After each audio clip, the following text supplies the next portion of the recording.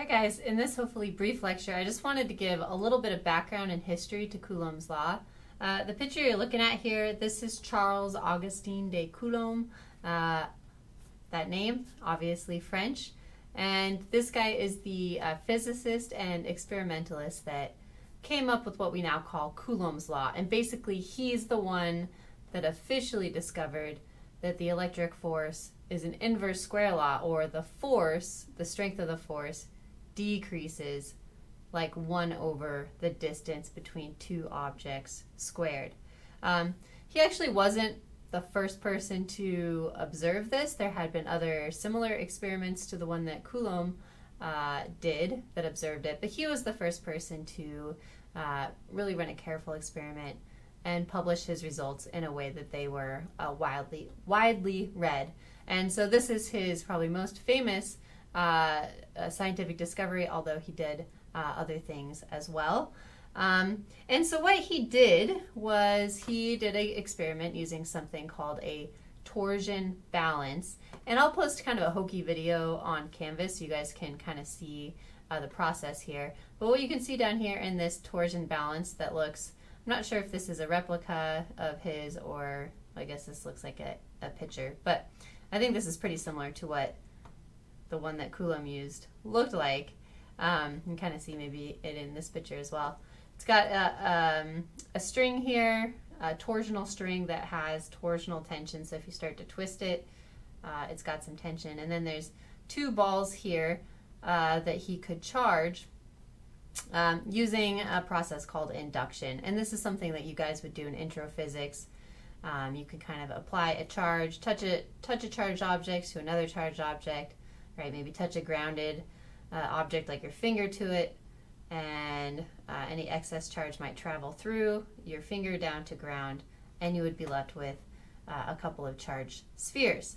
So he knew how to do that. People had been doing that for quite some time. This little hole here allowed him to move one of the spheres in and out of this jar, which was provided to protect this very careful experiment from breezes or anything else like that in the lab. And then there's a eye measurement scale right here where he could tell how far these two spheres had repelled from one another. This, by the way, is very similar to the Cavendish experiment, which is used to measure the force of gravity between two objects. It's actually much easier to do it for the electrostatic force because the electrostatic force is so much stronger than gravity, and this is probably why we know Coulomb's constant, which is the constant in the force law, Coulomb's law, so much better than we know the gravitational constant G. It's just a lot easier to measure.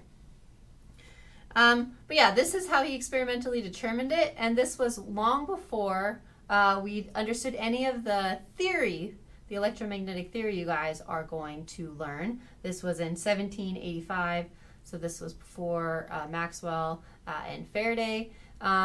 But I think it's kind of cool. Coulomb's constant, which is about 9 times 10 to the 9 newtons meter squared over Coulomb squared, that is related to something called the permeability of an electric field, which is our epsilon naught, which shows up in Coulomb's law, and that's related to the speed of light. So here we've got a really cool experiment getting us closer to something that's so fundamental in our universe, which is the speed of light.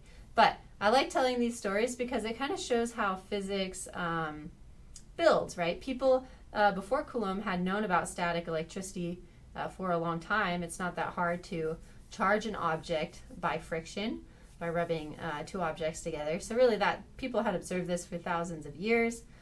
They had kind of a conceptual understanding of it, but they never really studied it carefully. And then we've got scientists, right, in this golden age of science, creating careful experiments to actually discover it carefully and derive these mathematical laws.